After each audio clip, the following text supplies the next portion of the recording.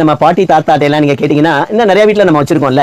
நம்ம ரசத்துக்கு வந்து ஏதாவது தட்டணும் அப்படின்னா நம்ம எதை யூஸ் பண்றோம் அப்படின்னு பார்த்தீங்கன்னா அம்மி குழவி அதை நம்ம பார்த்துருக்கோம்.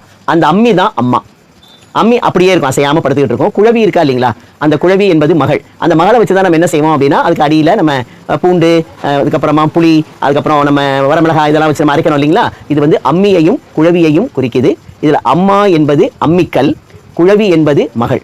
அதனால அம்மா படுத்து கொண்டிருப்பாள், மகள் ஓடிக்கொண்டிருப்பாள் அப்படிங்கிறது அம்மியையும் குழவியையும் குறிக்குது. அதில் நம்ம வந்து அரைக்கும் பொழுது என்ன ஆகும் அப்படின்னா நம்மளுடைய அத்தனை தசைகளும், கை கால் தசைகளும், நம்மளுடைய இடுப்பு தசைகள், நம்ம உடம்பு தசைகள் எல்லாம் வலுப்பெறுவதால் அதில் நம்ம வேலை செய்வது ரொம்ப ரொம்ப நல்லது அப்படிங்கிறதுக்காக நம்ம எல்லாரும் அம்மியையும் குழவியையும் பயன்படுத்தணும். இதுதான் அதற்குரிய விதை. அம்மா படுத்துக் கொண்டிருப்பாள், மகள் ஓடிக்கொண்டிருப்பாள். அவர்கள் யார்? விடுகதை குறித்து அறிந்து கொண்டோம், தெரிந்து கொண்டோம். இதே போல நல்ல பல பயனுள்ள கருத்துக்களை அறிந்து கொள்ள, தெரிந்து கொள்ள, புரிந்து கொள்ள அமிர்தம் 24x7 யூடியூப் சேனலை சப்ஸ்கிரைப் பண்ணுங்க, பெல் பட்டன் கிளிக் பண்ணுங்க, ஆல் பட்டன் கிளிக் பண்ணுங்க. ஒவ்வொரு பதிவையும் லைக் பண்ணி ஷேர் பண்ணுங்க.